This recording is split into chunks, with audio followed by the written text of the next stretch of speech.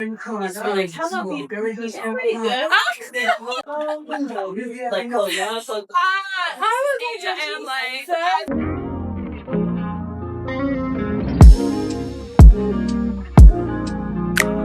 Hello, beautiful people. It is your girl, Angel and Light, just like my girl just said. Really quick, if you're a makeup artist and you are serious about taking your makeup skills and business to the next level, I created a set of digital guides just for you. Inside, you'll find my proven tips, tools, and strategies to literally turn your artistry into income. These are the exact steps I use to grow my clientele and my bank account. And the best part is that you can start implementing them right away. Just click the link in the description and get your copy today and join hundreds of artists leveling up their career. Let me tell you guys about this Ugandan queen right here.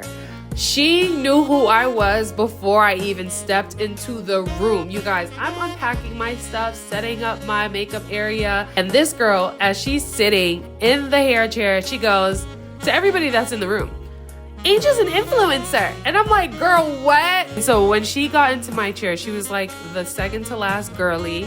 She was the maid of honor. She just started to encourage me. And the way she did it was by telling me how my videos had inspired her, encouraged her in different seasons. And I just was so like, Lord, if I did this wedding just to meet her, it was worth it. Girl, I just want to talk about what's been trending lately as far as the great lock-in. I don't know about you, but summertime, I was outside, I was working with my clients, I was doing weddings. And when I tell you, this time last year was completely different. I am just so grateful to God. And I'm so glad that even when I'm going through what I'm going through, he be pulling me up and he be like reminding me all the things that I need to get done. And so with this great lock-in, as the girls are calling it, or the winter arc, whatever the girls are calling it, from September to December, ladies, can I tell you, this is the time to hibernate. This is the time to lock in for real. I left summer feeling so motivated, so encouraged.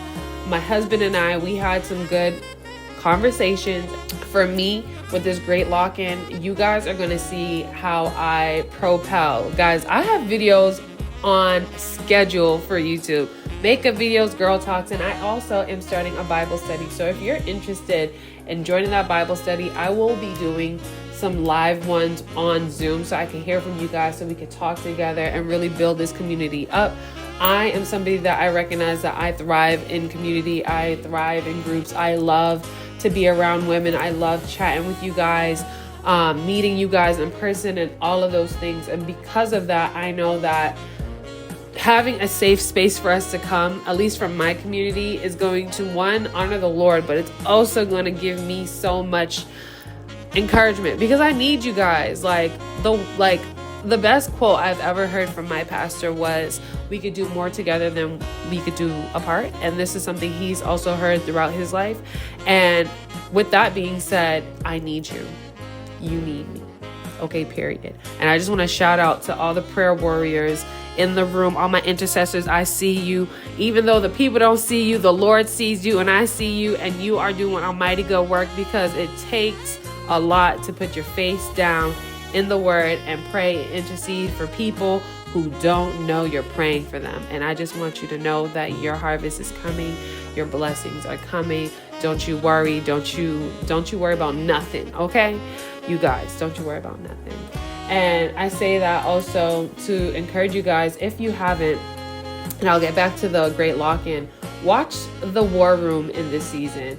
The War Room with Priscilla Shire is one of my favorite movies. And I think it's good for anybody, not just people who are married, but anybody who want to like deepen their prayer life, but you just don't know how. I love how this movie is very simple, and I love how it builds the character up, and it shows you her journey with prayer and how the Lord blesses her and honors her prayers, because it's biblical, it's principle. Okay, period.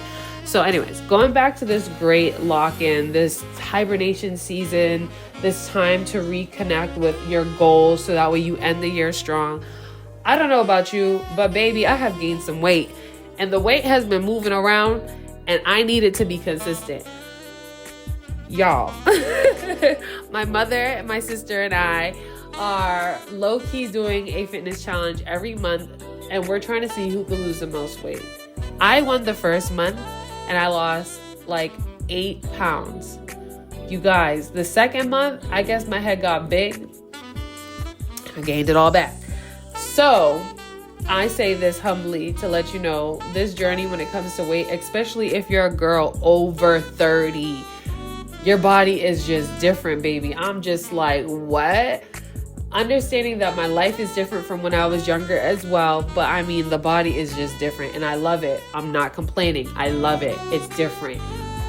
With that being said, I have invested myself to start going to the gym more consistently, and I have a trainer that I will be working with consistently because I need to change this life that I am living. Now, incorporating the Word of God in my fitness journey is a must, but also going and praying and interceding. I remember hearing this revelation about gluttony, and when I tell you, I mean, I'll say a little bit about it. When I tell you, like, to me, it makes sense. And so I'll give you guys a little story time. So the revelation was this: if you are dealing with gluttony, you have to pray and ask the Lord to break every chain that's connected to Belzebub. Hold on, I gotta get his name properly. 1 second. So the name is Beelzebub. Beelzebub. And it is mentioned in the Bible. I want to say in the Old Testament. Let me just grab it up.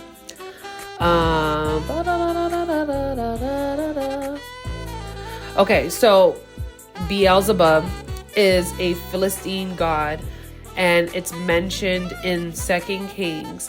And the reason why they tie this demon to gluttony, when you think of a fly and how it approaches food, it's absolutely disgusting. I don't know about y'all, but flies are like, Lord, I love you. I love your creation. But flies and mosquitoes, I just don't get. Specifically flies. Y'all, in my house the other day, I remember Emmanuel was like, oh, there's a fly in the house. And it flew literally in the kitchen while I was doing dishes. And I said, you're not staying here. And something told me, you need to kill this fly. So I took my good old slipper and I whacked it. And as soon as I whacked it, it was on the window. I whacked it. I saw the body drop. I knew it was on the windowsill. And sometimes, you know, when you kill a fly, you're like, oh, I'll get to it. Something in me, aka the Holy Spirit inside of me, told me, no, clean it up now. So I open up my window curtains, because I have curtains on my window.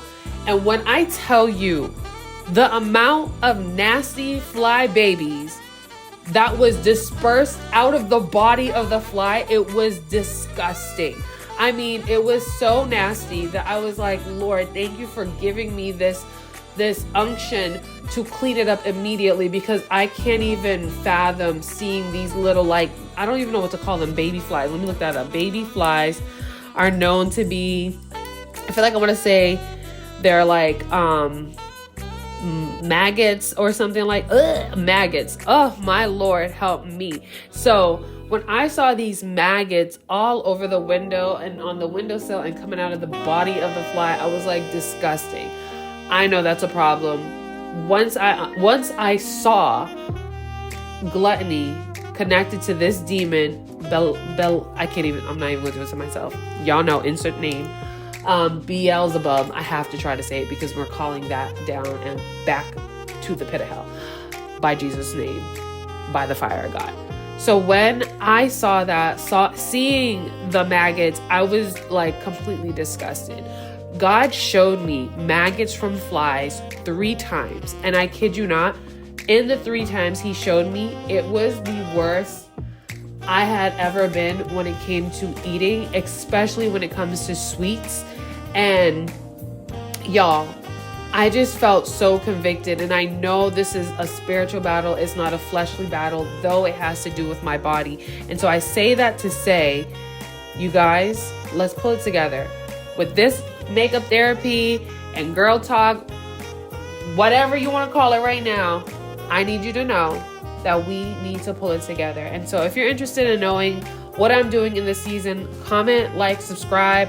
Girl, I know the voiceover is long, but sweetheart, I'm telling you, lock in, let's do it, let's get it together, and let's have a good time. All right, I hope you enjoyed this makeup tutorial. Don't you ever let anyone dim your light, and I cannot wait to see you in the next video. I love you, I love you, I love you.